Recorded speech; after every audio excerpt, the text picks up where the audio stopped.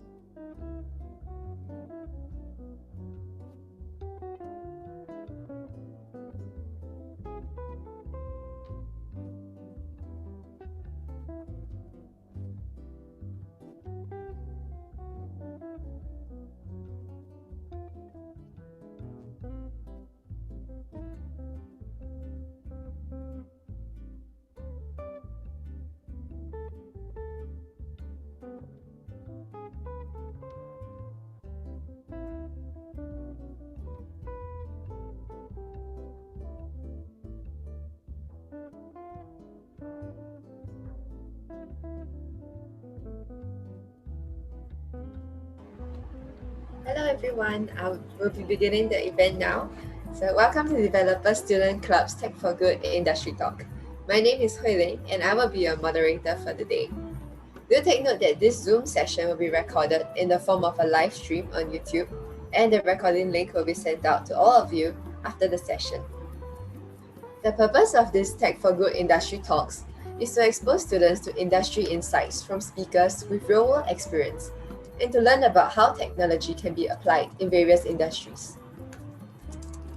The theme for these talks is Leveraging Tech for Social Good, which ties in with DSC's overall mission of Tech for Good. In DSC, we aim to drive positive social change through technology to engage and impact our communities. We seek to empower and equip students with the relevant skills and industry knowledge to do social good, and we aspire for our members to give back for the betterment of the community. These are the events that we will be holding throughout this academic year. Currently, in the month of October, we are holding a series of workshops and industry talks in our Tech for Good series. Next year, we will also be organizing a hackathon, which you can look out for. Today's talk will be structured as a panel discussion, in which the speakers will answer questions posed by you, the audience, as well as prompt questions revolving around leveraging technology in their industry. We hope that this panel discussion format will give rise to deeper insights as compared to normal speaker presentations. So while the panelists are discussing, please do feel free to unmute and add to the conversation with your own questions or comments. Or, if you wish to remain anonymous or are too shy to speak up, please send us your questions through this Slido link. You can also upvote other participants' questions in Slido that you'll be interested to know more about. The link for this Slido will also be sent on the Zoom chat in a moment.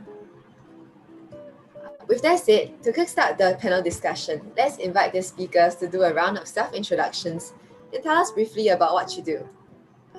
First, may we have Grace Park, the co-founder of DocDoc. Hey everybody, thanks for the invitation. You know what DocDoc is actually stemmed from a personal experience of which my daughter was born healthy, but at her 3rd month checkup, the doctor had said she needed a liver transplant and admit her to the hospital immediately. And so when we asked the doctor, how many times have you done a liver transplant? How much is it going to cost? How are your other patients doing? Unfortunately, we didn't get the answers we needed and went on a global search. And we found the right doctor for our daughter, who is actually one of the pioneers of live liver transplants and had done thousands of surgeries with 60% less in cost. And we had days and not minutes to make that decision. And so when my husband, who's actually the CEO of DocDoc, was recovering in the ICU alongside my daughter, it became clear to us what DocDoc needed to be to empower patients to make data-informed decisions in that doctor discovery process.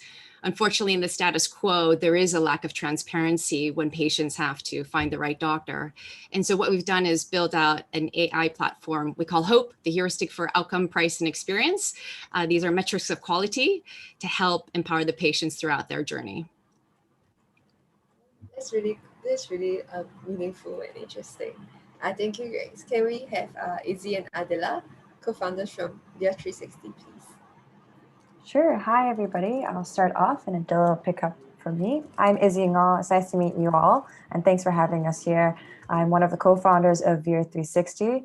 That stands for Virtual Experience Real Education. We are a virtual reality education platform for K-12, and our focus is on experiential learning. Experiential learning is everything that includes your lab experiments, your field trips, all the things about education that are memorable, fun, and obviously restricted as a result of COVID. And so with our mobile app and our web platform, we aim to make experiential learning accessible, scalable, and teacher-friendly for all students and teachers across the Southeast Asia region. Hi everyone, my name is Adila. I'm the other co-founder of VR360. I'm an educator myself, and through VR360, we are envisioning a world where schools do not need infrastructure to provide experiential learning, and all schools across this region will have equal access to experiential learning using our platform. Look forward to any questions.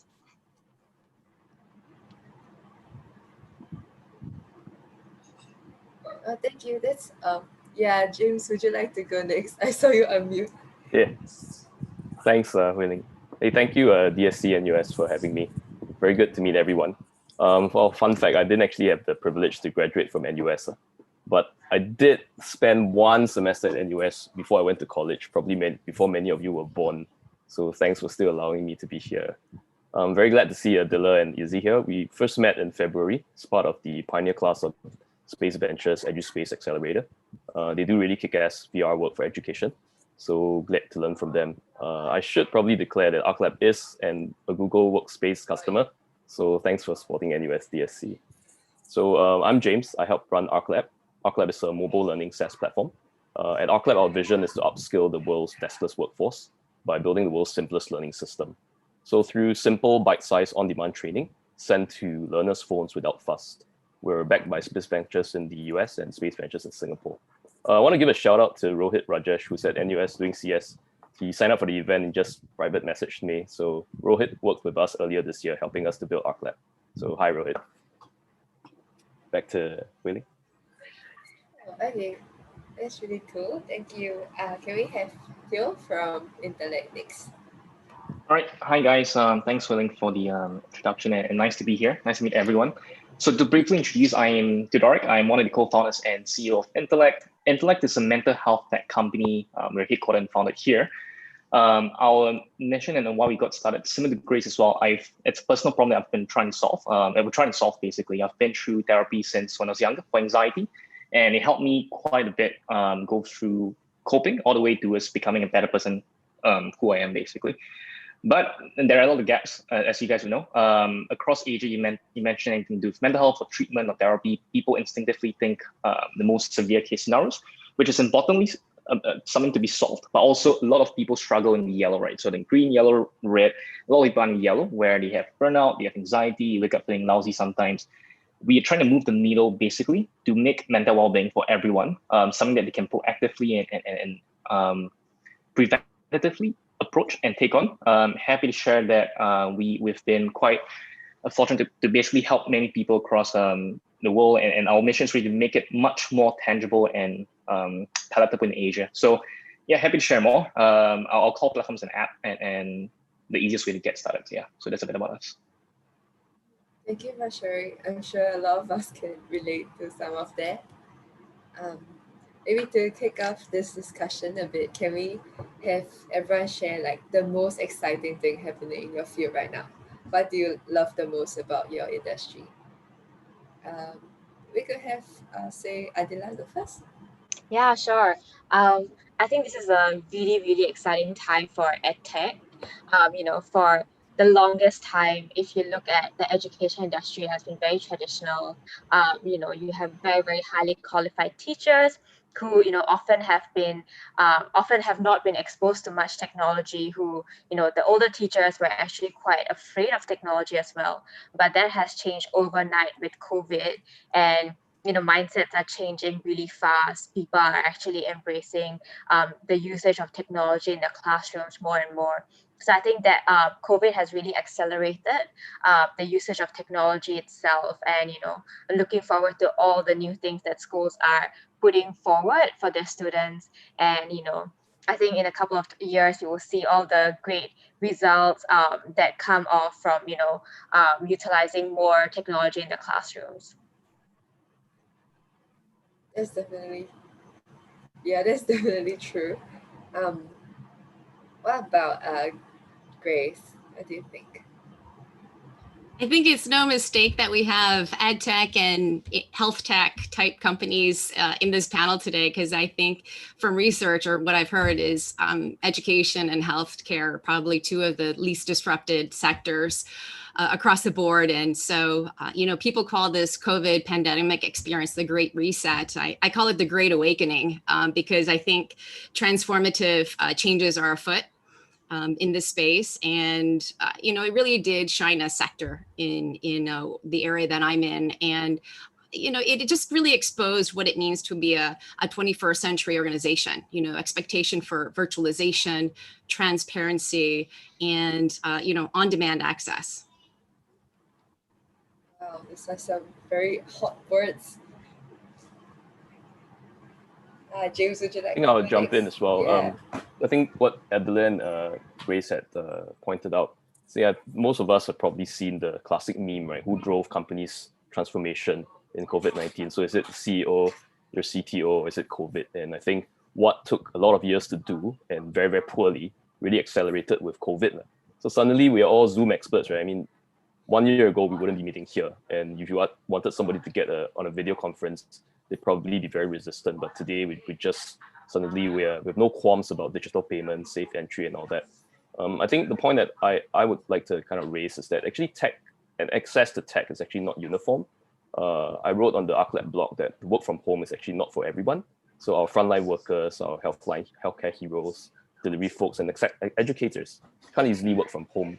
So a lot of what we try to do at ArcLab is try to make that tech invisible and still accessible by everyone. So which is why I think mobile learning and lifelong learning in this age where knowledge cycles keep shortening, a lot of jobs will be lost in the next 10 years. So I think really how we continuously upskill and that's something that the Singapore government has also been encouraging us on. Is that what you meant by that your company is targeting deskless workers? That's the right. term deskless is a bit new so to us. what we term as deskless is actually not people like you and me, right? So the fact that we're in this room, in this Zoom, actually tells us that we're by default white collar. We can have a desk, a computer to work on. But a lot of the workers that we serve in the companies that we who use our platform, your retail people, your shop floor assistants, your factory workers, F&B. So what they have is a phone. And I think we need to make the tech so seamless and fuss-free for them, and it's delivered directly to the smartphone. Then Theo, how about you? Would you like to share about something very exciting happening? Yeah, so not indifferent from Grace and Izzy, Adila, and James in EdTech and Health Tech. More so in Health Tech, there's been very strong tailwinds since everyone has been in lockdown towards being forced to go digital because we can't head out. More so in mental health, it's honestly been really exciting because how I've seen, I think same for our other speakers here, it's that I like to frame it's been slowly a few years of how people adopt mental health in Asia. Typically where we're at today, of right now, if you've got to talk to people, there's a lot of media coverage, a lot of organizations and people willing to talk about mental well-being. It wouldn't have been a case a year ago. We've been driven to this point because people are cooped up. People are stuck in their homes with their partners. A lot of anxiety about job security and all that. So just in general, people have been put in like a pressure cooker and it's mental well-being in the spotlight. So to a big extent, it's been fast-forwarded in a good way. It's a win for the industry, I think, not just for us as a company. People are more aware of their mental well-being. They're taking the first steps to get started. That being said, there's still a lot of barriers, largely due to stigma in Asia as well. But that being said, we definitely have seen a lot more people willing to take the first step to address their well-being. So that's been honestly really exciting. And I think, yeah, even especially so in Asia when it's so taboo, it's good. It's one of the few silver linings to have happened that people can take this more openly. So the COVID pandemic seems to have like made all of your technologies a lot more relevant. Yeah, so we have actually a question from the audience about how do you guys see your companies growing post-pandemic? Would anyone like to start? Sure, I'll take a stab at it. So, I think that ties in really well with the previous question about, what has been very exciting. And I think a lot of the panelists have already talked a lot about the ideas of access and increasing access and kind of broadening people's imagination of what is possible within the realms of education and healthcare. And so I think just to add on to that before answering this question is that, the idea of what James was talking about, it's oddly been equalizing in terms of access, especially for VR, where it's very dependent on internet connectivity, which is absolutely necessary to maintain work. And especially even as a white collar worker, but even for deskless workers and everyone, right? Because everything is having to rely on the internet to be able to work remotely. So that has been really exciting for us. And coupling that with the kind of longevity of the pandemic, it's been going on for much longer than we thought. And as a result of that, people are really forced to not seek out short-term solutions, but to really broaden their horizons about what is actually possible as long-term solutions and truly adopt it and really give like directed very directed views on what their real solutions should be. No short-term band-aid solutions, like really long-term solutions. That's been really exciting for us. And I think that really is going to be what supports us for the growth of the company going forward, because we as VR 360 are building the kind of the future of education. And that almost kind of relied on having something like this happening like a change in perspectives, a change in paradigm of what education should be. So we expect ourselves to be growing throughout the Southeast Asia region. That is our view, because our vision is to get 100% access to high quality educational content and tools throughout Southeast Asia. And we think that we'll be able to try to achieve that by going to all the different schools in places like Indonesia, Philippines, Thailand, Vietnam, and then hopefully the world. I mean, it's a very lofty view. We can go into more specifics, but like this is prime time for us to take on the world.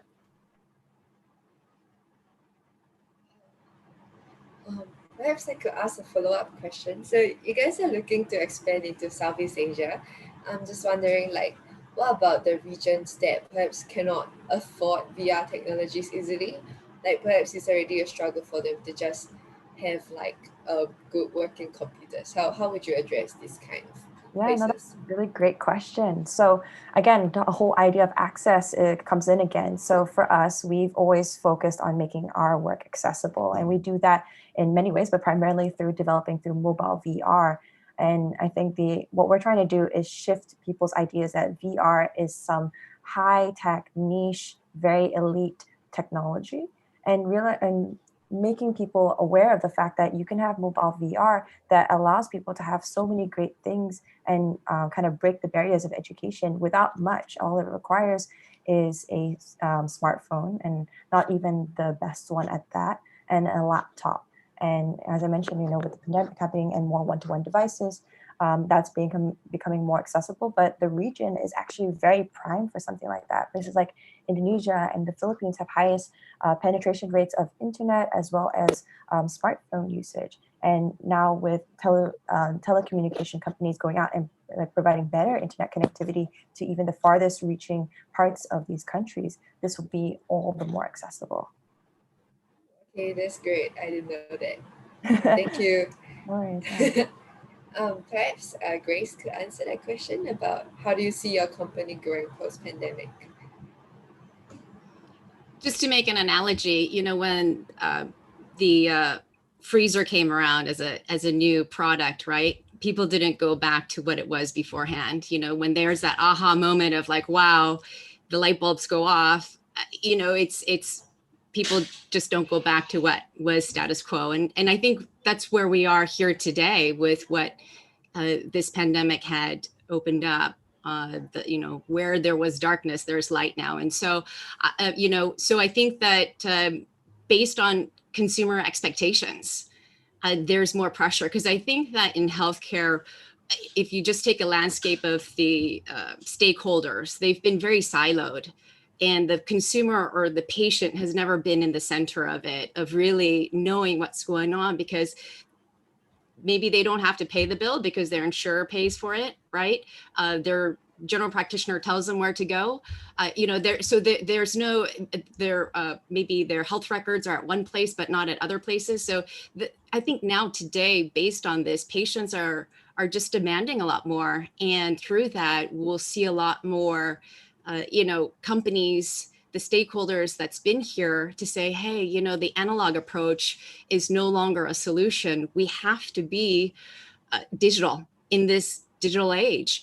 And so I think for this COVID, a lot of companies there were companies who were flat-footed, not postured, not ready for a virtual, right? And so whether they weren't in the cloud or on-premise, whatever, I think this is really where the companies had an opportunity to really accelerate and come online, essentially. Yeah, I think like in this age, everyone likes to take more and more like responsibility or ownership over their own information, and that kind of ties in with like your data-driven decision making. Is that what you're saying? Exactly. I think that's the expectation. And organizations that allow for that, I think will create that stickiness with patients, because there is a lot more choice. There's, this whole sector has become, in many ways, insurance is commoditized. And so the ones that actually are catering to the needs of the consumer are going to win at the end and create that loyalty. There's an interesting statistic out there where in our part of the world, there's more millennials than out in the West, from Europe and US combined. And this is a population that's the most uninsured. What are incumbents going to do to cater to this opportunity, this population that has grown up in this digital world? Thank you. Yeah. If I can add on, whatever Grace said really got me really excited, because, I see this, something similar happening in schools like every day. Post-COVID, you had teachers who never had, access to this kind of technology, so they didn't actually see the benefits. And, when MOE decided that schools had to go online, it was like almost a day or two of preparation. And you had teachers, I was literally in a meeting room one time, and you had teachers who were so stressed out because they thought they can't access these technologies. They thought that, they wouldn't know how to use it. And I think COVID gave them the confidence, COVID gave them the opportunity to access these technologies. And today, you have these teachers who are so confident in using your Zoom, who are so confident in using iPads in the classroom. So I think, this experience has been really, really empowering to those who were kind of left behind, in the technological revolution. I see. Theo, do you have anything to add about? So I think post-pandemic, I think it's building off what the other speakers have shared. It really is forcing people in a good way to really try out something different that they haven't did previously, right? So with telehealth with DocDoc, I think it's just people trying out that, all right, trying out seeing a doctor virtually isn't too different. It works. I get my medication, it gets served to me. I think it's a good way. Same in some extent, same for us. The technology is one bit, but also people trying out attending to the mental well-being. So it's twofold, the technology, and for us as well, just people being much more open to address the topic of mental health. It's something that we see it's something that it's going to set to stay. So something I'm quite excited about. So a year back, when we're talking with a lot of organizations or partners or people, you get some people interested, you get some people not so interested. Like maybe I'm not so keen. Right now, today, we see more than most people are open to talk about it. They're interested to hear more what we do. That being said, not everyone's ready to buy right away, because it's again, financially, it's a tough time. Every market has been affected to some extent.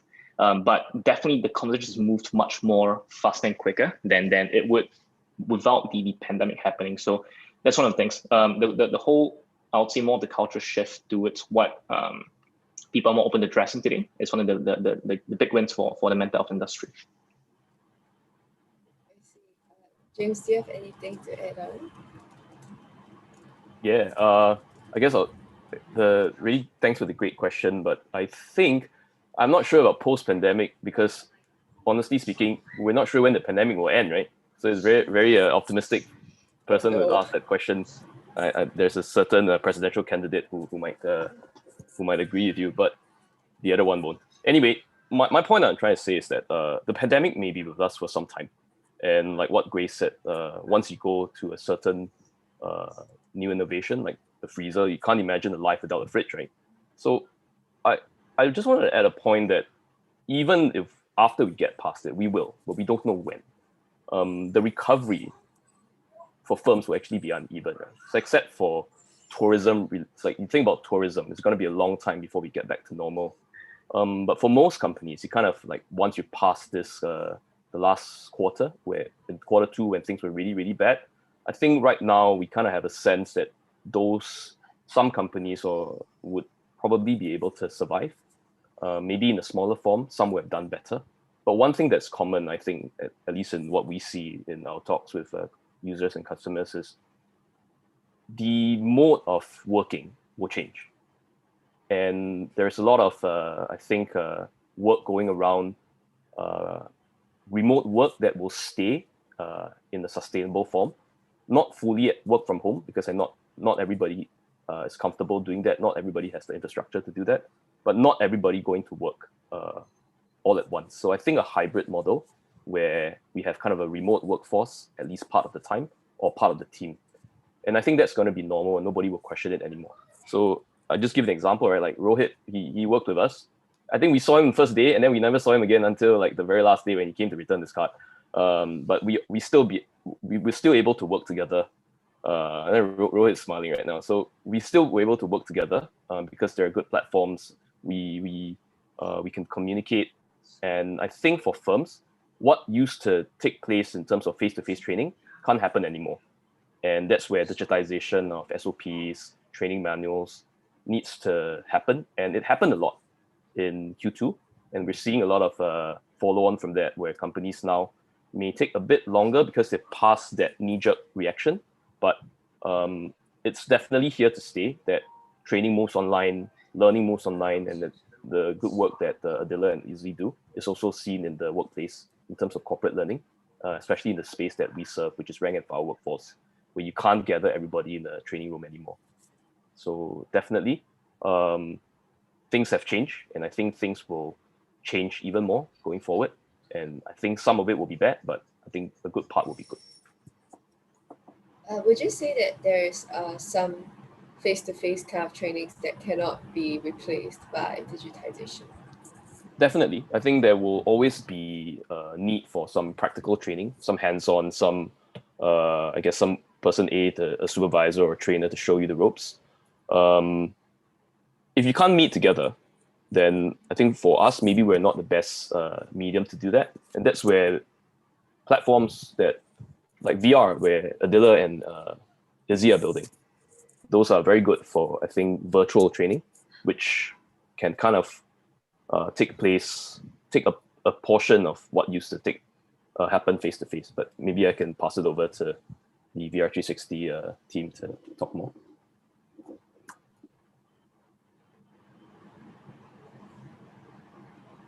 Okay, I'll take it from here then. Yeah, thanks so much, James. I love it. Like, there's a lot of support from being part of the EduSpace program. And if any of you guys are interested in doing an ed tech company, that's definitely a good program for you to go to.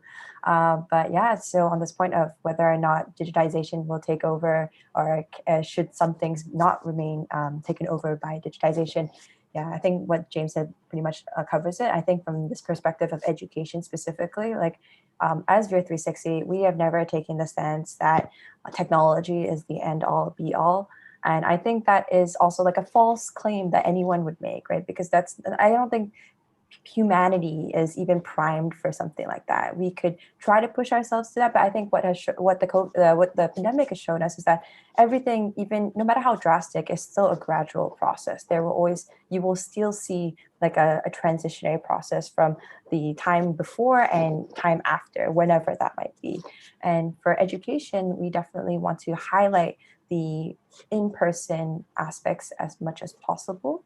And we just try to do that using virtual reality. And because, teaching at the end of the day is a performance, right? The teacher is a presenter and they have a personality and a charisma that is what makes education great and longstanding for students. And we don't think that could ever be replaced. But our job here as EdTech entrepreneurs is just to highlight and support the teachers, to empower them as much as we can. Thank you, everyone, for answering that question. We have quite an interesting one from the floor. It's a bit different from the previous ones. So it's about, how did you know you want to enter your industry, and did your prior experience in other industries help? So it's a more personal question. Yeah. Would anyone like to start? I could share. Thank you. My background, actually, just sharing with the panelists earlier, my previous career, I was actually in the military and served for 5 years in the U.S. Army as an officer after graduating from West Point. And after having that experience, where do I go? Into the private sector. And I chose healthcare because one is something I could wake up in the morning and feel very proud about myself. I was moving the needle. I was really making a mission, or, really aligned with the mission. And so I went into the pharmaceutical company, this particular one called Bristol Myers Squibb, because the CEO at the time was a former naval officer, and he was the only one who could actually translate my military experience into an operational role in his company. And so I really value that. And so, prior to my startup, I had been in the pharmaceutical and medical device sectors. and came into digital health because this is the next sunrise area. Yeah, I think that it's just, I think the theme had been all throughout my career in terms of just doing something that is impactful and something that will make the world a better place. Something you said kind of caught my attention. You said that your military experience kind of translated to something at the start of your health tech career. So when I interviewed with perhaps 20 different companies of all different sectors, and the only interviewer that understood my background in the military, because oftentimes people, we say things about what we did. I was actually in military intelligence as well. So you can't really disclose a lot of the classified information, but in any event, he was the only CEO or only person who could say, Grace, there's actually what you've done in the military translates very well into the private sector. We'll find you a spot. And so he actually placed me in a marketing role, as a change agent to shake things up in middle management, which was fun. Wow, that's really cool. Thank you for sharing. Maybe Theo, do you want to go next? Yeah, sure. So I guess two parts as to why I started the question is why I started the company, how did my prior experience help it, right? Is that right? Yeah, like if you've been in other industries, you can share about them. Definitely. So I mean, firstly, a bit about the why. As I think I mentioned earlier, it's a personal problem I've been trying to solve myself, right? I've been through therapy, it helped me a lot as a person. So it's something that I hold quite close. I've had friends and some loved ones that have been through more severe cases of like depression and anxiety as well, which are much darker and much tougher scenarios. So I've seen quite a bit of, I think everyone to some extent have seen or related to some experience towards that. So something that I feel is a big issue, a big area that has to get to the field. That's the first thing. So that's something that's always been in the back of my mind the past few years or so. So Intellect actually is my second startup. The first one I did a few years back was a digital media platform that was in some extent similar. It was sort of like we started as an antithesis to BuzzFeed basically. So a lot of entertainment content, a lot of quizzes and stuff. We want to build something that actually helps, improves, educates people. We worked a lot with doctors, CEOs, and leaders to basically provide more thought leadership content that helps educate and help people learn something new. So that was my first foray into tech space. Really wasn't a startup. It was just like a largely remote team with a lot of writers all everywhere. And then following that, I entered formally into the tech space. I worked with a couple of, I'll say growth stage-ish startups, handling growth and marketing. Briefly was at a VC accelerator called Entrepreneur First, where I led marketing for them as well to scale up. So a lot of it was really going into how could I build the right skill sets as an operator and learn as well for what I want to do in the future. So personally, I think maybe this is relatable to some of the students that are out there. Being a younger person myself, it's just having clear of what I want to achieve and what skills I need to. So I actually didn't go into university. So after I finished national service in Singapore, that's when I started my company. I went and just get out there a little bit to work. Because what I thought was, I think in this day and age, education is very important if you know what you want. At the same time, there's some skill sets that you learn on the go as well. So that's what I did. I learned a lot about how a startup works, how different companies grow and scale from small stage to a large stage. And when I joined Entrepreneur First, which is a VC accelerator, I kind of want to see how it was on the other side of the table. How did investors think? How did founders think as well? So it was like a very interesting, I would say, little bubble where I got to see every 6 months, like 100 founders that try to do something new. So definitely learned a lot of things there. And I still help my role as an operator, as a marketing growth person. So following that, sort of like what skills can I bring to the table to help do something I feel for as well. So I think that definitely played a part into how Intellect came together as well.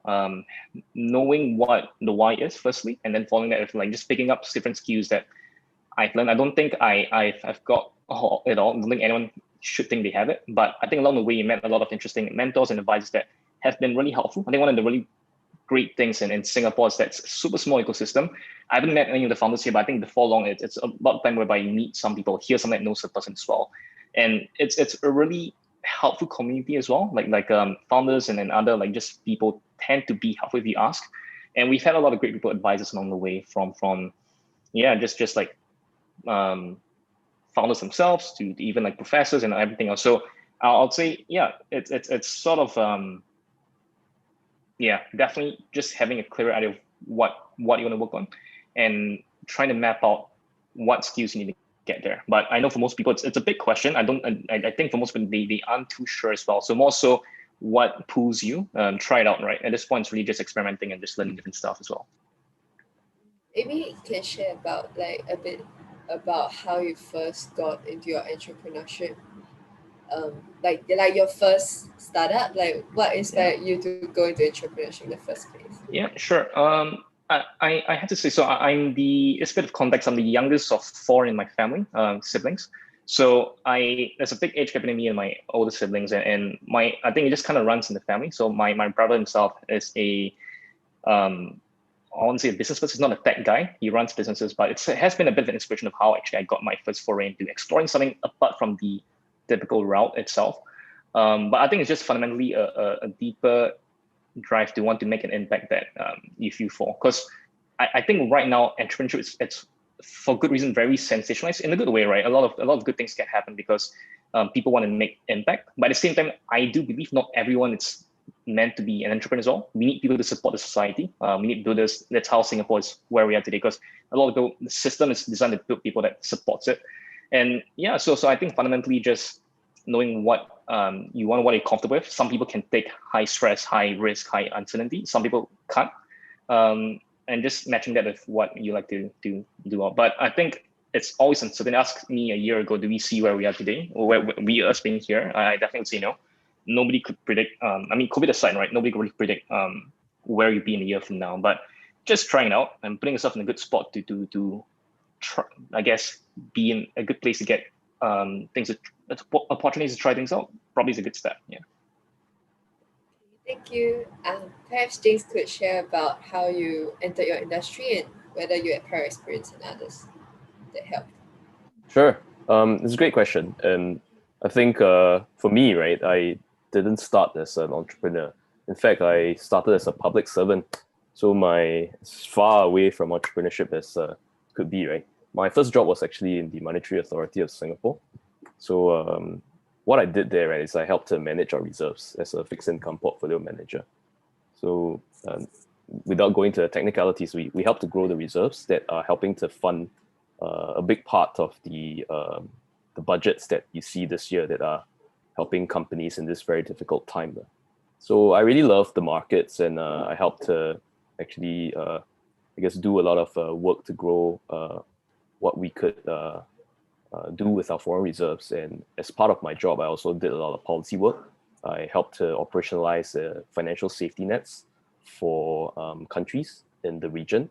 And I helped to actually support work that helped to develop local capital markets, local currency capital markets. So very, very different type of life before this. I worked a lot with ministries as well. I worked a lot with our partners in the industry, but I was very, very far away from being I guess, an entrepreneur. And like what Theo said, entrepreneurship is actually not for everyone. Not everyone can live with, I guess, a very kind of frenetic kind of life. And also the fact that you don't know what you're doing. To be quite frank, right? As a startup, when you first start, you don't actually know what you're doing. You kind of figure it out along the way, and then things happen in a kind of sometimes haphazard way. But of course, there is a good system and for companies that do well. But I think what we should think about is, what is your goal? And I think if your goal is to make a lot of money, then probably entrepreneurship may not actually be your best risk reward, because there are much, much easier ways to make money. But if you desire to create impact, then maybe there's a place for entrepreneurship, and you first start with the problem that you want to solve.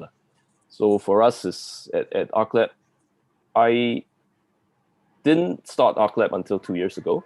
Before that, I was doing another financial literacy company, but we were going around kind of like teaching kids about financial literacy. But I started to think about, hey, actually, in the adult space, there's a lot of work that needs to go into training, and training is very expensive. Training is front-loaded, and training is actually very inefficient. So companies don't get the most out of the workers, and workers actually don't develop their skill sets fully and easily. And what this results in is that companies don't end up being able to get their workers to do more, and their workers actually can't maximize their earnings. So I think when we think about how training can short circuit this loop, if I can get a worker in and train him quickly, I can actually get him to contribute to the firm's top line faster. And that's actually win-win, right? Because if the firm does well, there's actually more money to go around and we can pay our workers better. So if you start with that problem that you want to solve, then you work backwards to a solution. So when we had that problem, I had no solution. I just went around talking to like 50 companies with nothing except a PowerPoint deck, right? I said, what's your problem? This is what we think. Do you have that same understanding? And then from that, we went backwards and we built a very simple POC. I think it took 6 weeks, me and another intern. And when we went out and then just got that in front of companies. And then when there was more usage, they say, hey, okay, that can work. And then we continue, and then we continue. So I think to answer that question that from the audience, is really about what's your goal?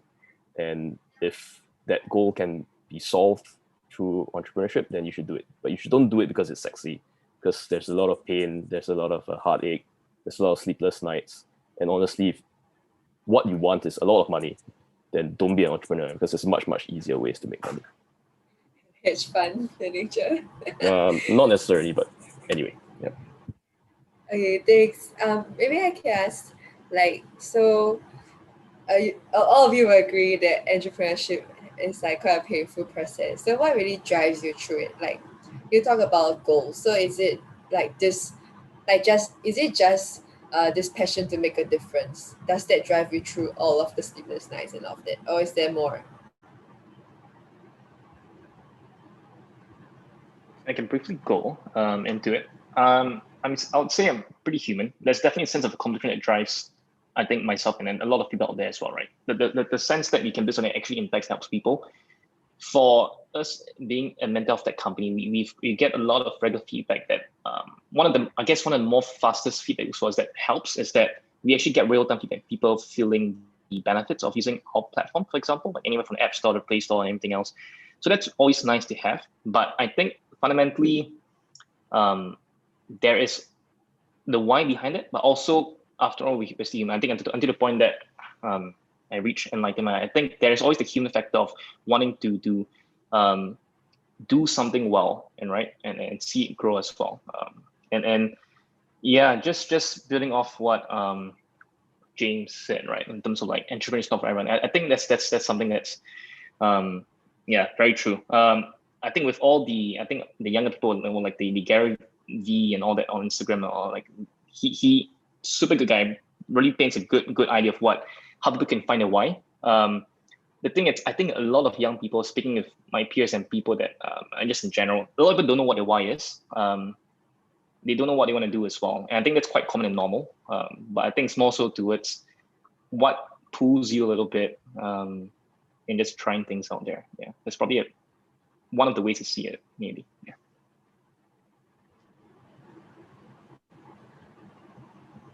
I think just to add on that, what both Theo and James has said is just coming from corporate prior to my startup. I mean, I definitely took a massive pay cut to do this.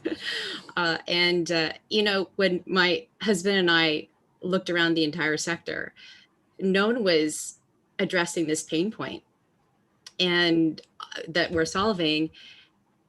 And when you just look around and say like, well, if not us, then who's going to do it? We just can't wait. And sometimes you just have to it was a mission. It was, this happened not in vain, but it happened. And what are we going to do about it? And having a background, 10 years in corporate, where I know the marketplace, I know the doctors, I know, an aspect of healthcare, I had the experience. It just felt, I couldn't ignore my gut that this is what we had to do. And when that feeling just overwhelms it, you just have to roll with it. And I think that's definitely what has happened, because there are unfortunately in healthcare, a lot of people who actually like the status quo. There are people who are benefiting from the status quo, where there isn't a whole lot of information for patients. And it's been like that for a very, very, very long time. But unfortunately, medical inflation is growing. The average is 2 times general inflation rates, and this is globally. And you just can't tack on higher, costs, and all of that passes back to the patient ultimately. And so it's going to have to stop. It's unsustainable. And so it's going to break here soon. And that was part of the great awakening of COVID. But yeah, looking around, it just felt that this mission was just kind of put on us. And if nobody else is going to solve it, because there isn't anybody who really wants to solve it, right? We just have to do our best and just go for it. Yeah, oh my goodness. I really want to echo what everyone has said, because I think everyone's hit it really nail on the head. Entrepreneurship isn't for everybody, but when you are, you can't ignore it. It is like a little bit of an insanity that like lives within you, that will itch at you and annoy you every single day. And I think the combination of being an entrepreneur and working in education or healthcare is a double whammy, because you can live your life being like, oh, I hate the education system, I hate the current healthcare system, and you will not be able to sleep at night. You won't be able to sit with it, and you will constantly question, like, why is this the way things are? Things should be better. And entrepreneurship ends up being the tool by which you end up fixing these things that you hope to fix. I think, it's not meant for everybody, but when you are, that will push you. And once you have your startup, I think that, on the day-to-day, yeah, your mission is there, but you can lose sight of your mission. That's definitely a thing. Like for us, we want 100% access to high quality tools and educational content for the Southeast Asia region. But sometimes I wake up being like, I need to just do this deck, because if I don't do this deck, then the company goes under, right? And that kind of stress and high risk, that will push you too, right? And that is actually sometimes exhilarating, and it gives you purpose, and it sometimes also reaffirms the fact that what you're doing is important, and is because if it wasn't difficult, then everyone would do it. Yeah, I totally agree with whatever everyone has said. I think just to add something on top of that, I think there needs to be a certain obsession with the problem you're trying to solve, because I guess at the end of the day, entrepreneurship is new for most people. So you're really deep diving into this, this environment where you don't know how to do most of the things. Like, there's marketing and sales, there's like HR, there's finances, legal aspect.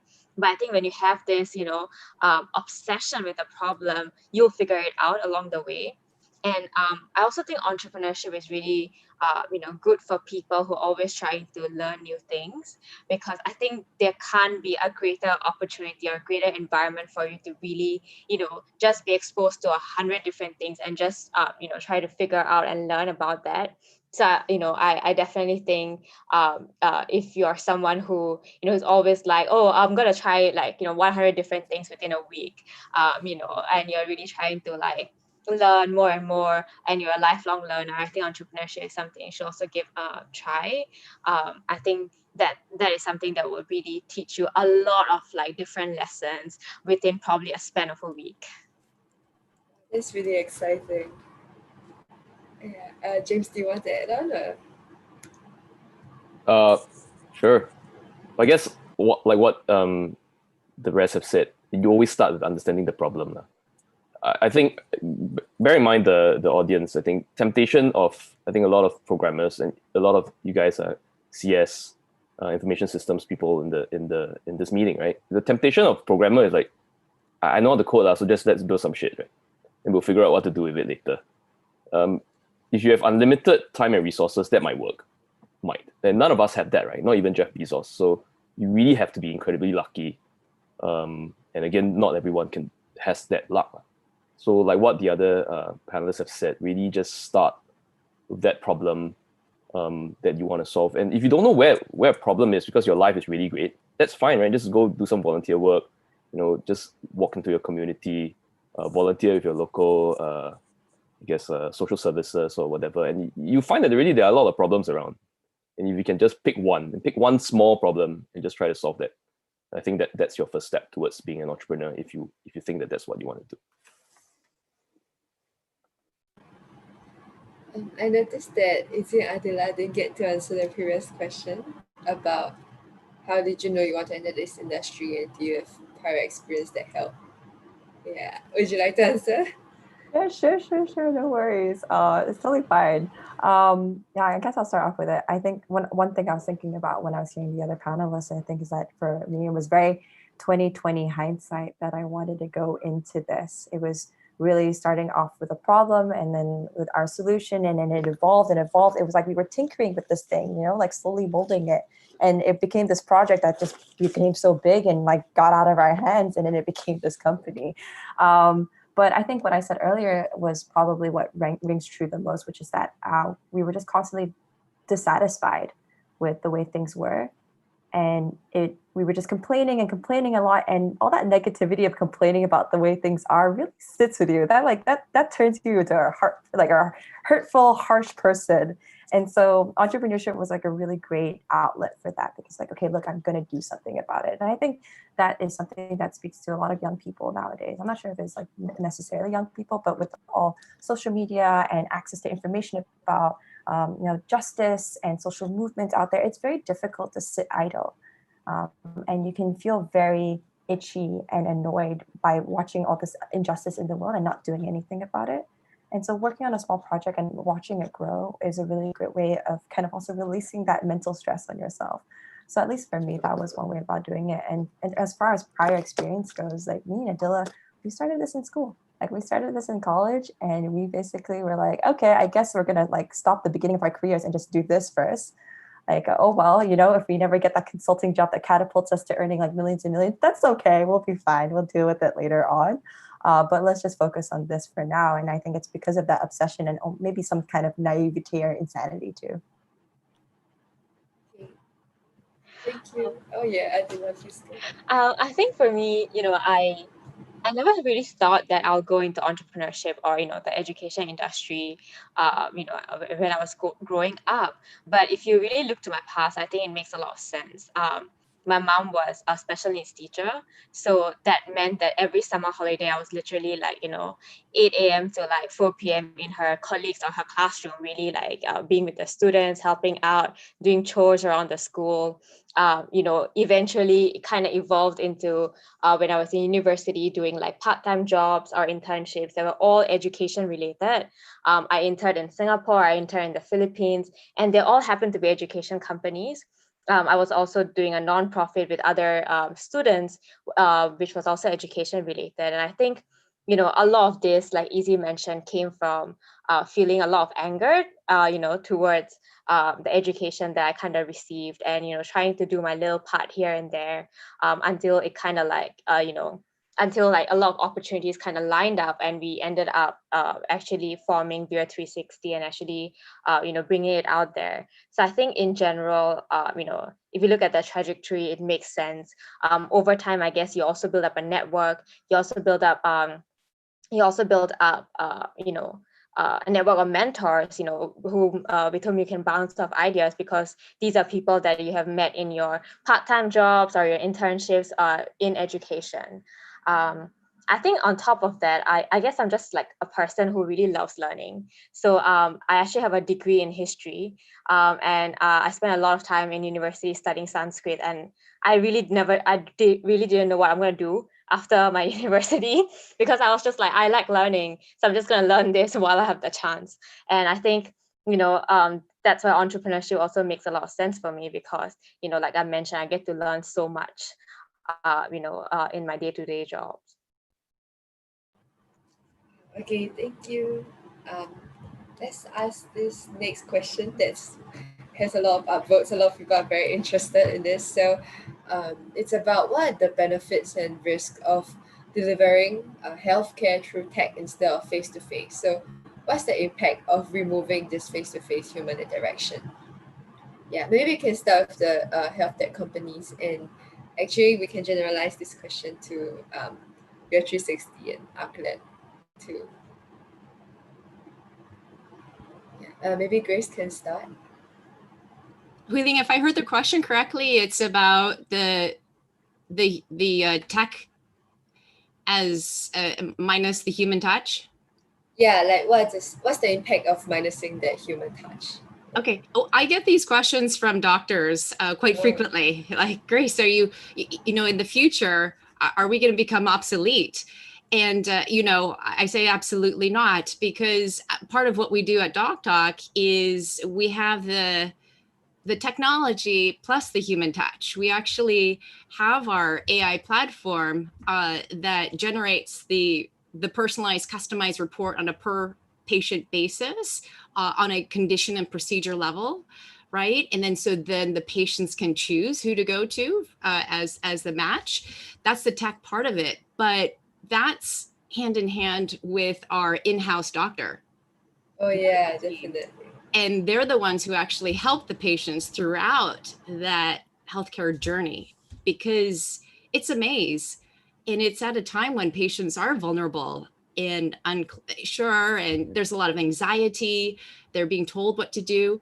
But here is a report in which they're given data and help guide them through a framework of how to think about quality, outcomes, price, and experience. And so we help educate them in the spirit of education. We help educate patients to think about a different way of how you navigate the healthcare system. So I find the online, offline, the complementary, hands-on human touch as a critical element in the future of healthcare. Okay, thank you. Yeah, that's true. Your startup is more about connecting patients with doctors, right? But what about Theo? Because yours is a bit more of digital therapy, right? That's right. So I think from our lens, so I'll add just for context, we provide self-guided programs that we work with our own in-house team of psychologists to create a digitized format of therapy through basically self-serve sessions. So for us, one of the frequent things we say is, how does this compare to actual face-to-face therapy or counseling? And the question is, it doesn't replace it actually. So it always having that face-to-face or virtual telehealth session always has an impact when you speak to the live person. We don't replace that. One of the things that we solve for is access to care, right? So scalability and access to care. Right now, with to give a stat that I like to share, in Singapore itself, for every 100,000 citizens, there's only 9 licensed psychologists. So it's quite a huge disparity of supply and demand. There is less demand because of how stigmatized the food is. There are other counselors, so just give more context. There are counselors and other mental practitioners, but licensed psychologists, it's a huge gap in supply and demand itself. What we do is really to bridge the gap and help people take the first step in many ways, right? So really just addressing and getting started on the journey is what we're trying to solve for. We don't replace the element of the human touch needed that I advocate for. It's super important. But for the issue, the gap in Asia is that people aren't taking the first step even, right? They're not even getting to the point that I want to speak with a counselor therapist. It's more so normalizing the conversation and shifting the needle such that right now mental health instinctively is perceived for clinical cases. How do you shift it to become for subclinical, everyday, even developmental, more like how you thrive as a person as well. And that's what we are trying to solve. And there's a lot of good plays out there, right? You've got a lot of like tele-psychiatry platforms or telemedicine in mental health, and you even got like mental health mindfulness apps out there like Headspace and Calm, that fantastic platform products that I really like. And they're all solve, I would say, for different things as well. It really depends what the gap is they're trying to solve. For us, is access to care and taking the first step.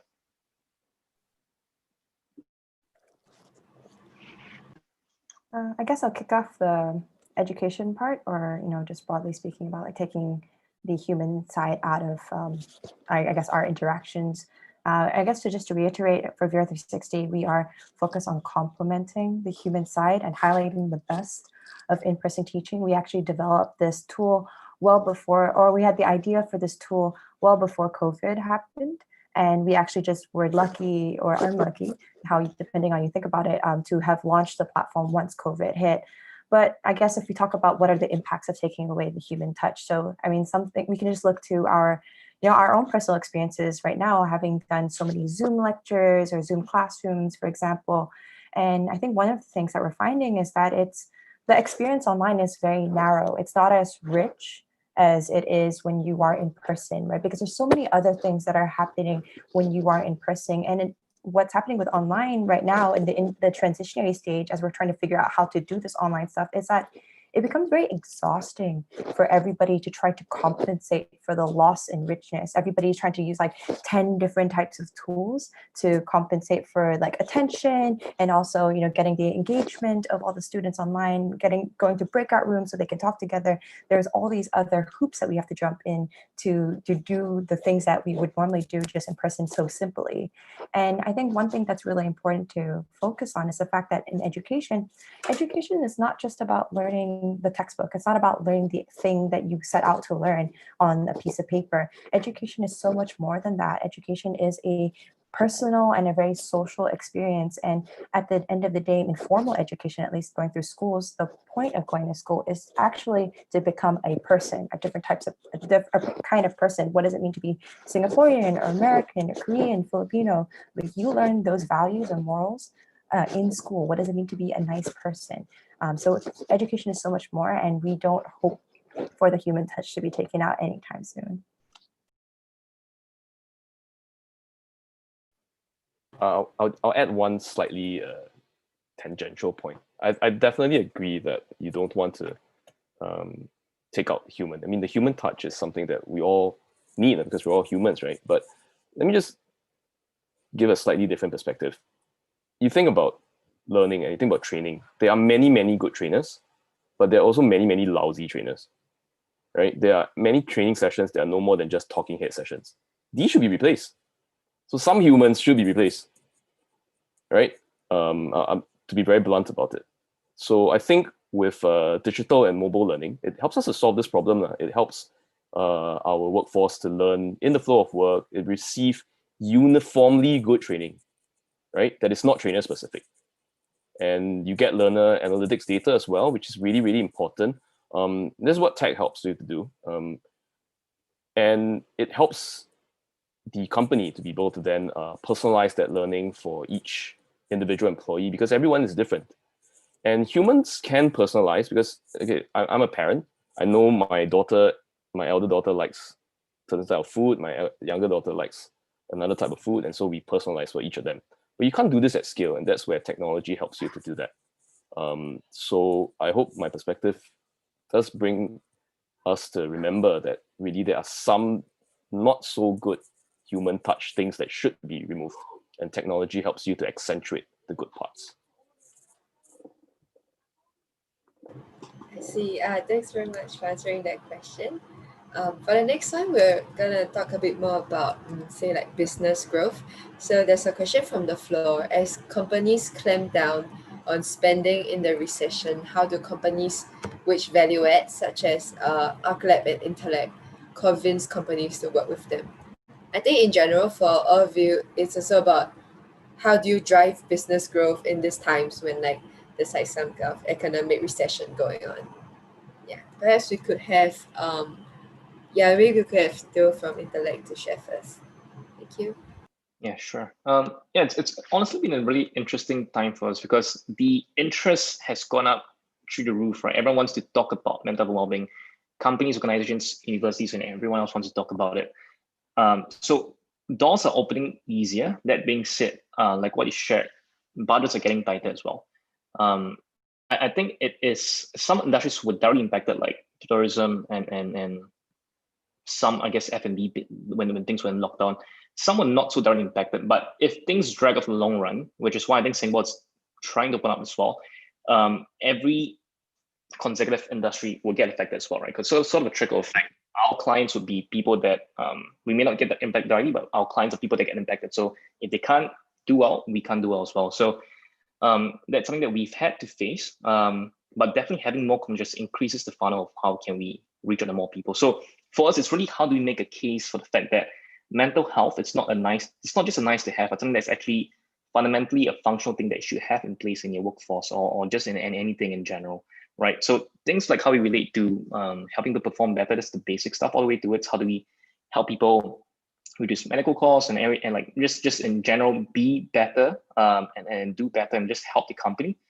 It's pairing what you do and what the goals are as well. So I mean, we work with multiple stakeholders. So we work with individuals that use the app, and we work with like for example, you shared organizations that want to use the platform to support the workforce. So it's not just the end users that we need to solve for. We need to solve for what the gatekeepers that make the choices, what are their goals and needs as well. So if you can solve that, then it makes a better case for it. But of course, easy said than done. There's definitely pushbacks. But what we've seen is that if you can make a good enough case to solve their needs, then that's how things move forward. But there's a lot of intricacies and different like things involved as well. But yeah, so for us, it's interesting because everyone wants to talk about it. Some are more keen towards it. It's for us to identify who are the people that are more inclined to actually care for their people in general, and how do we help them make a better case for it.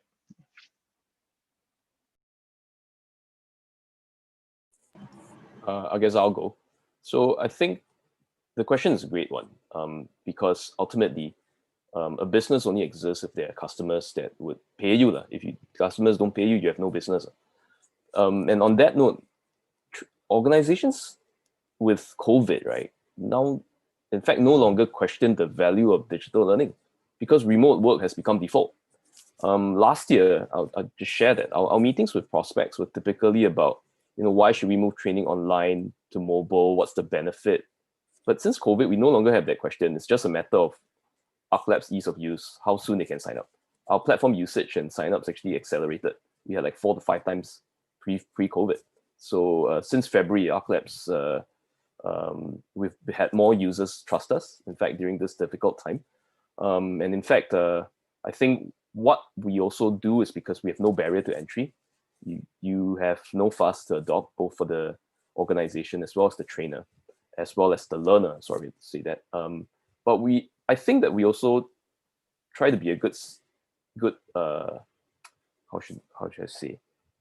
You become someone that's useful to the firm, right?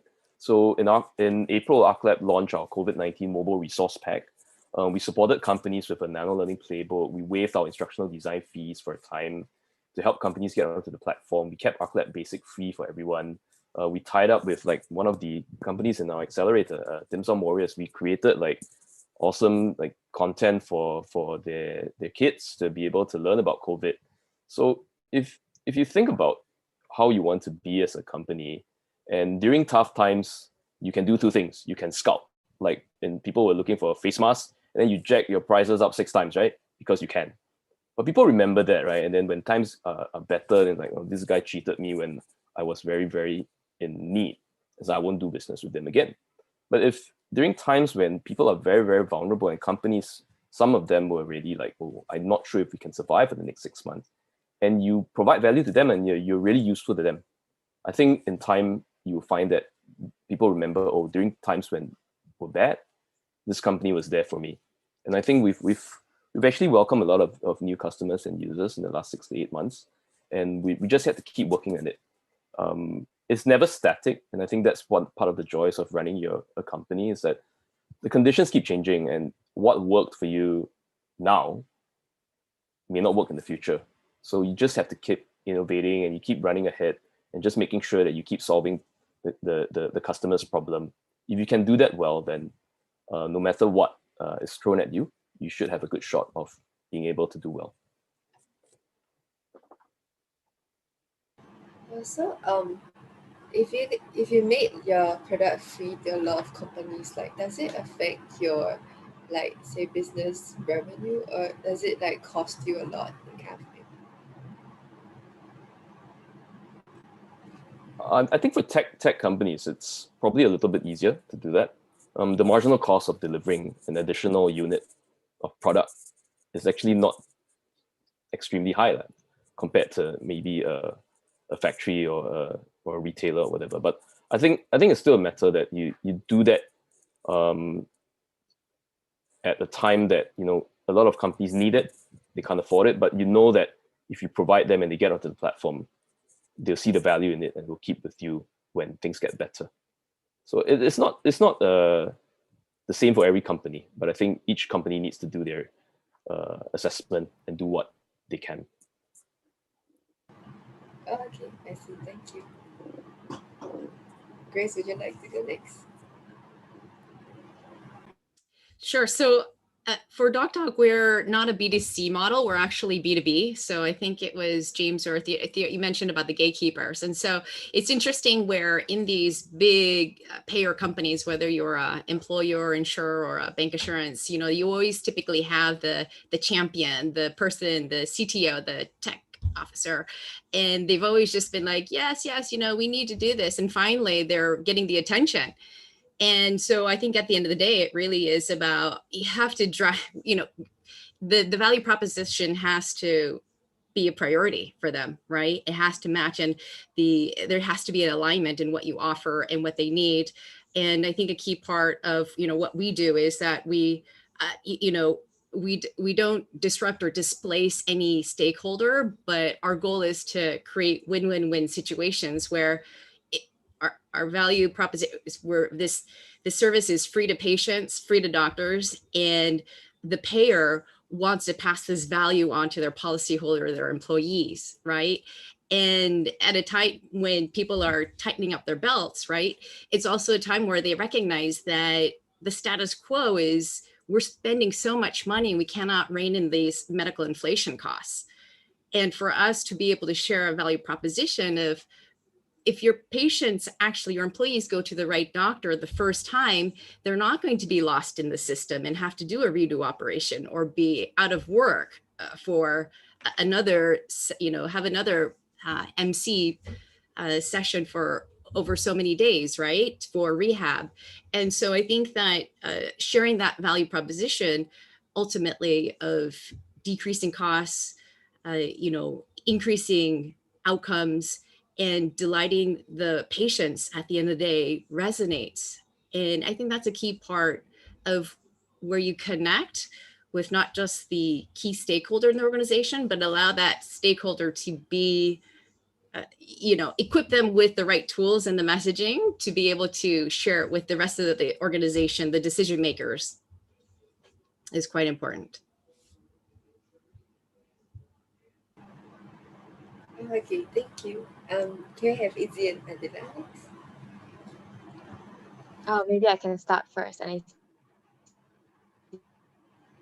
you can add on. I think there's, what James has mentioned is so important. B2B sales is really about long-term relationship. So, if you try to get in to this company and try to build a relationship with their people, when their situation improves and they're looking for, more and more technological solutions in general, you're the first one, that you're going to look for. Even if they're looking for something that your company doesn't offer, they will come to you because they will want to know your opinion about other players in the market. And I think that's why it's really so important that during this time, even if you have to give free product that I can't purchase your products, just be in touch with them, because when the condition improves, if you're there for them, you're going to be the first person, the first vendor they think about when they want to bring on more technology into their classrooms, for our case, but I guess in other situations, more technology solutions. I think along with this, just to add on, one argument, that's, I guess, universal across all of us is cost savings. Like, you have to, I guess, a lot of times when you're going B2B, right, you have to think about what's the KPI of the other person, because this person is also employee of this company, right? You have to think one of their KPIs is generally, like, how can I save more costs? How can I increase profits? So if you can go forward and put in the argument that, your solution actually saves costs for them, I think you will have a better time convincing them to take up your solution even in these times. And for VIA 360, even before COVID, our argument was always that you don't have to constantly improve your physical science labs. You don't have to constantly invest in building newer and newer science labs. You can actually utilize our VR platform to do a lot of these experiments online. And I think that's one of the arguments that will probably convince people the most to take up your solutions.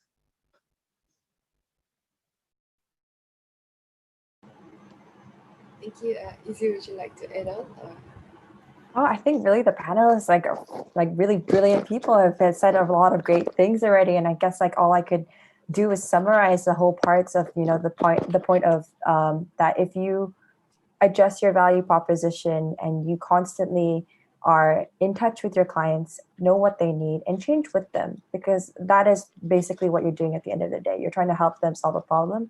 And if you adjust with them, regardless of whether or not there's a pandemic going on, whether there's a financial crisis going on, that is a key element of being a good entrepreneur. Yeah, I agree. It's just that what you guys are doing is really relevant. It's really what people need, and that's why that your businesses are still growing even at this time, right? For the next question, it will be maybe one of each of you can share like the one biggest challenge or setback that you faced in your journey of building your company.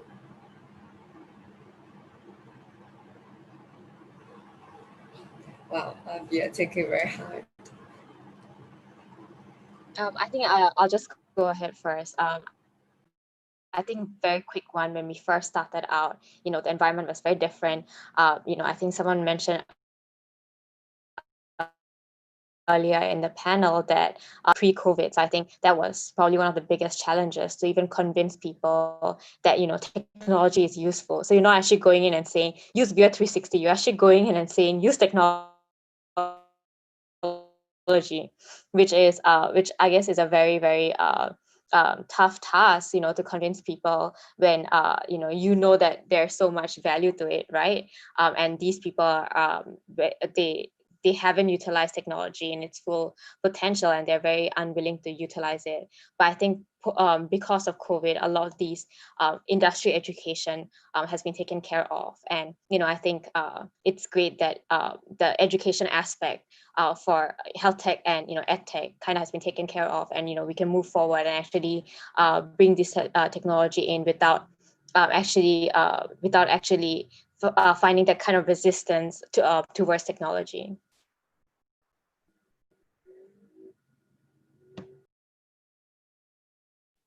I just add a separate point. I would say biggest challenge. I'll say it's more of the ongoing challenges, right? It's really dealing with your own pressures and stress and expectations of what you think you should be at as a founder, right? So a lot of times, I think one of the common traps is that people are too eager to see results really fast in a year, but typically it takes a lot longer than just a few months to get traction. And like the media doesn't always help, because you always see the big funding rounds, like some startup in the US raise like 10M pre-seed. I don't know how it happens, but it happens. And I think it's just that's the 0.1% case that is out there, but people use that as the bar that they refer to, right? Everyone wants to be Elon Musk, but no, you're not going to be Elon Musk, right? The guy's a bit different.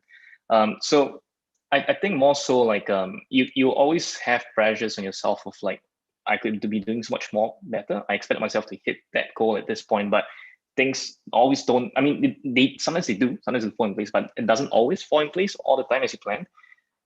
So more so just being able to deal with the fact that there's always a lot of like constant pressures of what you expect, and how do you healthily handle that as well. Like my company is a mental health company. I think I need my therapist more than ever before because it's a high stress, but also quite fulfilling role, right? So just to the point of what I think James mentioned earlier, it's a very tough journey, but also there's a lot of small wins that sometimes you pause to look back. It is quite rewarding sometimes.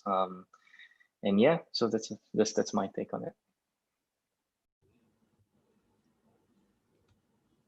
I think just piggybacking off of what Theo just said is that, there's a lot of challenges in healthcare, and, I think it's organizational inertia, because the incumbents, coming from corporate myself, I get that mindset, but these big companies have done it their way for a very, very long time, hundreds of years, and it's for them in terms of, I think, innovation or research and development budget, you don't see them very high on the list. I think as a sector, insurance is very low.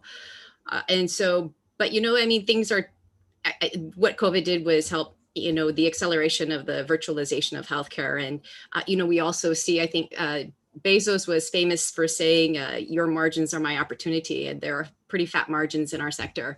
And you see a lot of big tech companies coming into our space. So it's a very exciting place to be. clearly as a smaller company, a startup, our sort of flywheel is a lot smaller. We work very fast and we want things happening. Whereas for these big companies, it's, I'll get back to you in 2 weeks. It's a normal statement.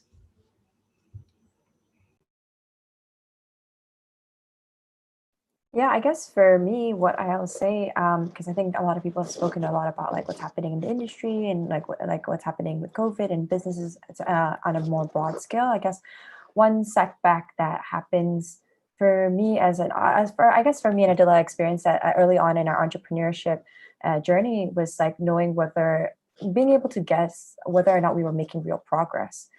Because when you start off, and I'm conscious of the fact that a lot of our audience are students and maybe thinking about going to entrepreneurship, and it can be really disconcerting at the beginning when you don't really know how much progress you're doing, because you can be doing a million and one things, trying to set up the company, writing up like legal agreements, going to client meetings, building the product, and you can often feel like you're doing a lot of different things, but it's not really moving forward.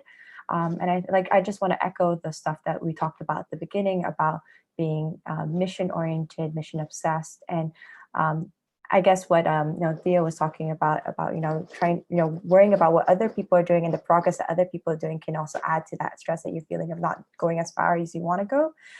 Just put your blinders on and have that North Star in place, that this is the vision that you want. And haters are gonna hate, people are gonna do what they want to do. But you've got to stay on your path, because if you stay on it long enough, you will get the results that you want to. And if you don't get the results, that's also a result. That also tells you that maybe you're not doing something right. And that's equally valuable. Very important point that Izzy just mentioned, because not getting the result is a result. And the worst thing you can do is see that and not react to it. So I think to share for ArcLab, we're a very young company. We actually only launched last year. And when we had our ArcLab platform launch commercially last July, we'd actually put it out for free because we were just getting user feedback. And when we were convinced that there was users, that's only when we started to go ahead. But the early days when I went out and I got a lot of like small restaurants onto our platform. This was last July, August, and they got on very quickly, because my thinking was that I go to small shops. And the bosses can make the decision on the spot. And yeah, we got a lot of people in, but they never upgraded. So like after like 3 months, like shucks, man, everybody's still on the basic tier. So that's a data point. Then after that, we discovered that okay, the pain point was not sharp for small companies for training. So that's why they were happy to make the decision very quickly, because they can. But there was no real need for us in their companies. The sweet spot for us was actually 100 to 500 staff strength companies. And those where you needed to be able to use technology to scale the training and deliver it consistently. So that's something that we managed to overcome because we reacted to that data early on. And I think that's what we should do, whether you are running a company, whether you're studying for an exam. If you're doing the same thing over and over again, you're still getting an F, something's wrong, right? So you need to do something different. So it's not just for entrepreneurship, it's for life. So yeah. Okay, thank you so much for this. We're running out of time, so I'll just end off with one last question to wrap up. So as students, we often struggle with wanting to do social good in our career, but not really knowing how to make the most impact, or even like how much risk should we take, because it's very scary for us. So do you have any advice you can give regarding this? Oh, okay. I'll start off with that because that is so real. Adil and I just graduated like a while back, but still recently. So we feel that a lot, especially in a place like Singapore, where the ideas of having a good job and earning a lot of money really speak to whether or not you're like doing well in life, and that can add a lot of social pressure. So I totally get that, and I think one of the best pieces of advice I've ever got in my life is that you should always do something that's at the intersection between what is good in the world, what the world needs, what you are able to do, like what skill sets you have. And that could also be skill sets you're able to acquire in the future, and what you're capable of doing based on resources, like what you're able to do. Because, it's okay if you're financially strapped and you need to have like a high paying job and you have to support your family. That is not comment on you and your inability to make a social impact in the world. Social impact doesn't have one look. Right? And it comes in all these different forms. And what James said earlier, like, sure, go and volunteer, find a problem you like, and just double down on that. And that's totally fine. But finding yourself at that sweet spot intersection and doubling down on that will really help you, because doing social impact takes a lot of time and it takes a lot of effort, and just being focused and working on it slowly every day. Is that all that matters? You don't have to do everything today. You don't have to do everything this week. Take your time and slowly work at it. I'll add, when you said about being afraid to take risks, I think that fear is a human emotion. Embrace it. It's called being human. And, I prefer to actually spin it to the positive and call it excitement, or, and so it's a mindset thing. But I think it's relative. Have more courage than fear and go for it, because there's no such thing as having no fear whatsoever. And there is no optimal journey. The journey is the end of itself. That's what you are meant to undergo, the highs and the lows. And you grow and learn from it all if you choose to. And so take the risk, believe in yourself. My favorite quote for the last 25, 30 years is a quote called Man in the Arena by former US President Theodore Roosevelt. And if you put yourself in the boxing ring, which is what I think we all do as entrepreneurs, we decide and choose to be a fighter in that ring, don't be surprised when you get punched, because the punches are expected, right? So you choose if you want to run away from it, get out of the ring, or double down and fight back. And so you deciding in being in the arena is expect the punches, and you got several rounds to go. It's not a sprint or a one round fight. And so muster that strength. And so I guess just in closing, 2 words, carpe diem.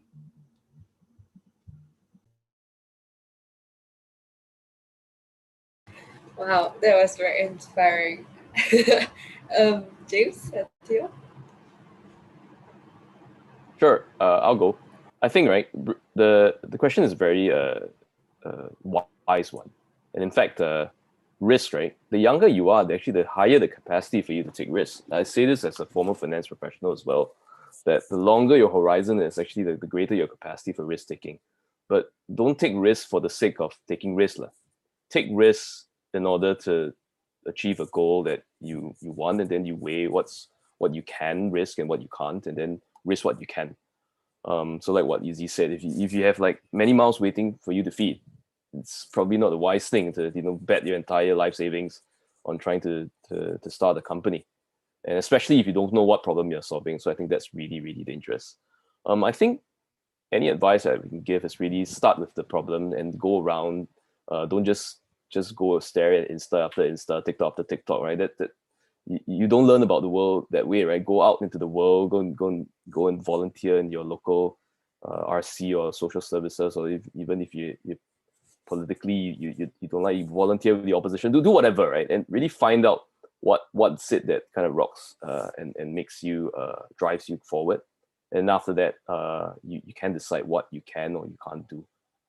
If you need help, just reach out to any of us. I think we'll be glad to share some advice.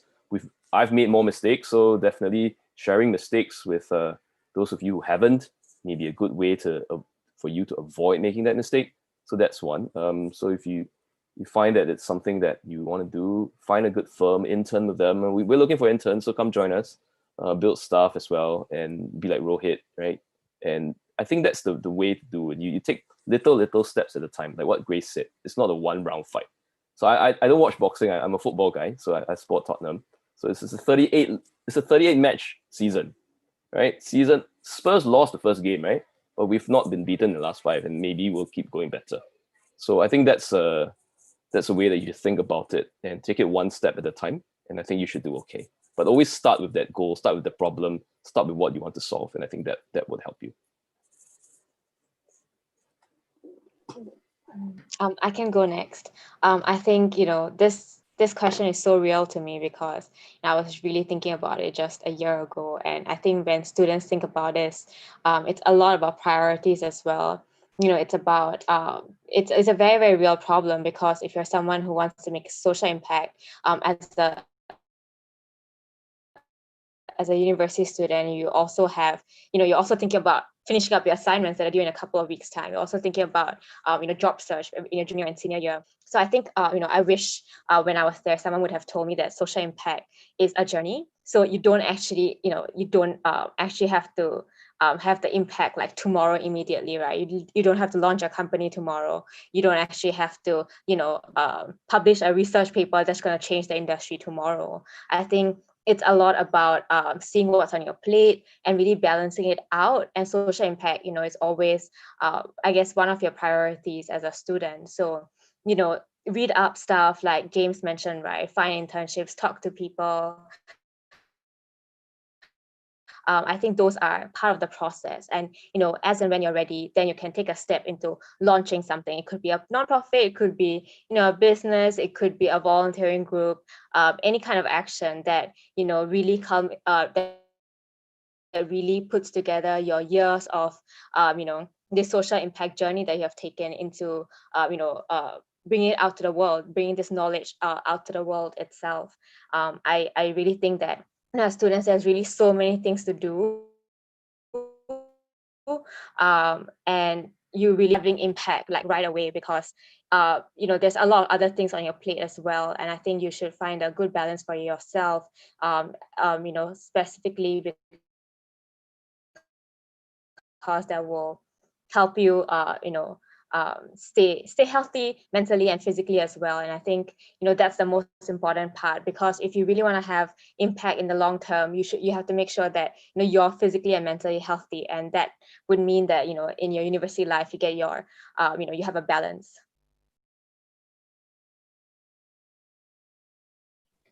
I'll just give 3 very quick points, being aware of everyone's time, and hopefully it's helpful. So one of the things, I'll just give a different perspective. I think one thing is that, to be quite frank, we're all saints, so I don't think social impact would be number one on everyone's list. I think one of the key things as a founder or entrepreneur, if everyone here it's engineers, so I guess builders in general, right? It's that find problems that you see in daily lives. So one of the things that we did was I solved a problem for myself, which is access to care. Anything else could be a problem that you could solve, right? Example, it's Canva. Canva is a very good design tool. They're not, I won't say it's social impact, but they solving a problem for Photoshop is just too tricky for people to use, right? How to make it design super easy. Anything else like Notion, it's a product management tool. I don't think they have a social impact better, but they help so many people do better. So find problems in life that I guess you personally experience and see how you can solve it. Second thing, it's what I was gonna share. Yeah, I'm just bringing off James' point of sorry, I'm forgetting my train of thought here. The point I had was like, I think just on engineers, I think it's honestly great to be a software engineer. I think it's a profession that never dies. Just transforms through different mediums, right? So like 100 years ago, you got hardware engineers.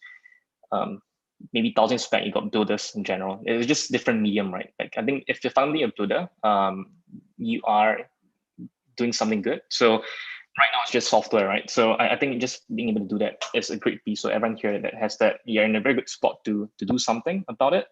So yeah, I think just experiment, right? It really is just trying things out. Yeah. Thank you so much, speakers and participants, for this very insightful discussion. There's still so much that we want to say, and there's still a lot of questions to ask, but unfortunately, we have reached the end of today's event. Yeah, thank you for taking the time to join us tonight, and we hope that all of you have learned something interesting. Can we have everyone please switch on your camera so that we can take a photo together? Yeah, participants, please.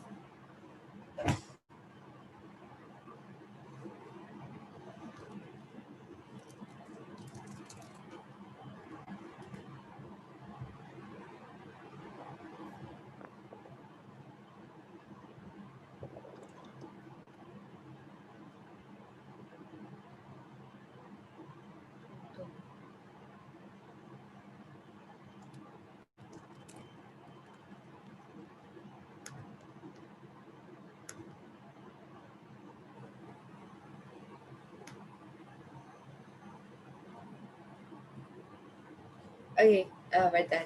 Thank you. Lastly, we would really appreciate it if you take the time to fill in a short survey form to provide us with some feedback. Sorry, we'll be sharing the screen for the URL soon. Yeah, if you could go to this tiny URL and help us fill in a short feedback form, that'd be great. So tomorrow we'll be having the last event of our Tech for Good series with a practical workshop on data science. So do sign up for that if you're interested. And if any of you wish to reach out to the speakers, they have kindly agreed to let us give you their emails after the event. So look out for that. And in the meantime, feel free to follow us on these social media platforms.